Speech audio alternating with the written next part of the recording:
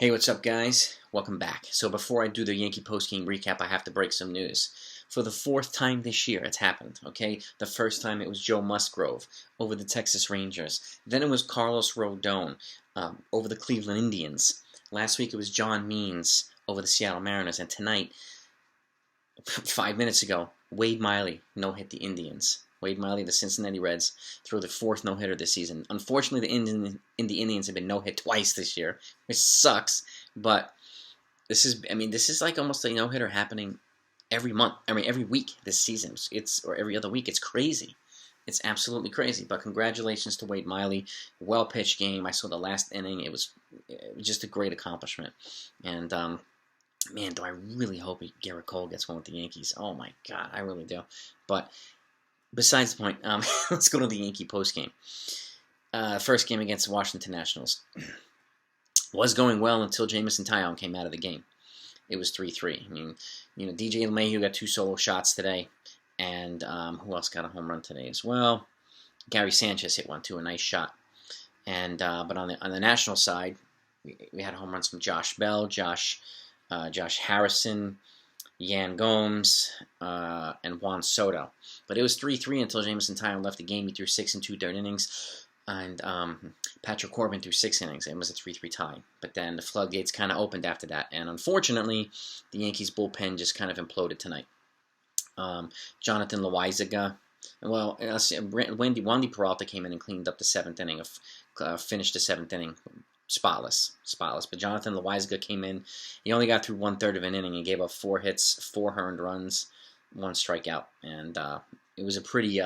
His ERA went from I think 1.08 to 2.5 or 2.8 or something like that. So it just goes to show you how one bad inning can really balloon somebody's ERA. And I've said this earlier when people were going all crazy when I proposed him in a trade a couple days ago in a different video.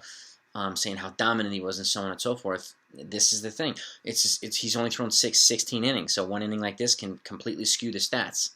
So, and again, dominant this year, great. But the Yankees have a bunch of other dominant relievers. But I hope I hope he rebounds and comes back, and I think he will.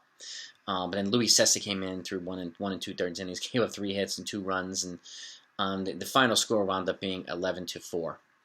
And so it was just a beating all around by the Nationals on the Yankees. So, unfortunately, that's what it was. Tomorrow is the big showdown. Corey Kluber versus Max Scherzer. That should be a good game. And the Yankees were able to hit Corbin. They were able to hit Scherzer last year on opening day too. So, hopefully, they'll touch him up a little bit, and the Yankees will get the win. So, and then Game 3, I think it's Domingo Germán versus Joe Ross, if I'm not mistaken. And but all in all, Giancarlo Stanton was. I think he got on base a few times, and a lot of the guys just did not do it. And Aaron Judge, I think he needs to make some mechanical adjustments to his swing. There were a couple hits here, a couple hits there. DJ LeMahieu 2 was 3 for 3 actually, off of Corbin, 2 home runs and an opposite field single. And we had some hits here and there, but once the pitchers came out, the starters came out, the floodgates just opened. And then the bats just kind of came alive for the Nationals. And unfortunately, they didn't come alive for the Yankees. So the Nationals bullpen was just much better tonight than the Yankees bullpen. And they shut the Yankees down. They out-bullpenned the Yankees. So, and it happens. The Yankees bullpen has been absolutely dominant for quite some time. They were bound to have a bad game like this. So, hopefully they rebound and get back to their normal ways. And I'm confident they will. But it's just one of those games today. So they're unfortunately now on a 2-game losing streak after a 5-game winning streak. So hopefully we'll get a nice turnaround here and a reversal of this trend. The Yankees are back to 500. I think it's 16-16. And they're behind Tampa and Boston. So we'll see what happens. I mean, they have Tampa after Washington, so I'm curious to see how they do there. I'm really hoping that they play better against Tampa than they did the first series. But that remains to be seen. Hopefully the Yankees get on a roll, and hopefully the starters have been pitching pretty well. So, and they really have, and given more innings and more consistency, which is good. And again, the bullpen just threw up a stinker tonight. It is what it is. But they didn't use 6 guys or 7 guys. I mean, Wandy Peralta has been pretty valuable since he's come over here from San Francisco in the trade for Mike Tauchman, and he's been able to offset some stinky performances by some of the other bullpen guys. So I'm actually glad we have another reliever in there right now. And they did option Miguel Andujar back to the majors today, and they recalled him, I should say, and then they optioned Abreu, I think it was, and is what it is. And then Zach Britton should be coming back soon. Luke Voigt should be coming back soon as well. So we do have some reinforcements on the way in the near future. Gio Urshela is kind of day-to-day, which is one reason Miguel Andujar's up, to give them some infield versatility and give him an opportunity to play. He needs to be able to play consistently. So that's just the bottom line. He does. He needs to be able to play consistently, and in order to get either opportunities to perform with the Yankees or opportunities to be a good, valuable trade asset. And that's the bottom. He does have a major league level bat, and a very good one. So, but again, he needs to be able to play. And coming back from a torn labrum takes a little while, but he's already shown in the minors he's hitting like 400 in the AAA with Voigt and all them. So his bat's there. He's healthy. So, and he can do it at the major league level. He's already proven he can. He just needs the opportunities to get some time. So hopefully he does. And with that, aside from that, the play of the day was Clint Frazier, a ridiculously impressive diving catch in left field to save an inning and to save a couple of runs, actually.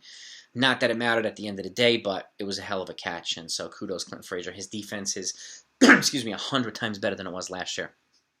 And his bat's slowly coming around, too, so the good signs. And it was nice to see Gary Sanchez hit one out today. He just looked a little bit more out there. He looked a little bit more at it at the plate, and I think this having Higashioka, playing more regularly, and with Chirinos, kind of working his way back from injury, it might be serving as a wake-up call for Sanchez to really start turning things around, because if anybody goes, it could be him in a trade. You never know. If Chirinos is back healthy, they could do with Higashioka and Chirinos platooning at the catcher. So until one of their either top prospects makes it to the major league level, Austin Wells or one of these other guys, or they bring in another catcher. Who knows? I mean, they have a lot of catching depth, but unfortunately they did acknowledge that not all of them are going to be remaining a catcher, so most of them will probably be infield players at some point as well. So I'm curious to see what happens at the catcher position for the Yankees. So, but that's the post-game recap. Be on the lookout for my next trade proposal. That's coming tomorrow morning, and then I'll obviously be doing a post-game recap tomorrow after the game. But congratulations to Wade Miley on the 4th no-hitter this year. Hell of an accomplishment for a good dude. And enjoy your night, and I'll talk to you tomorrow.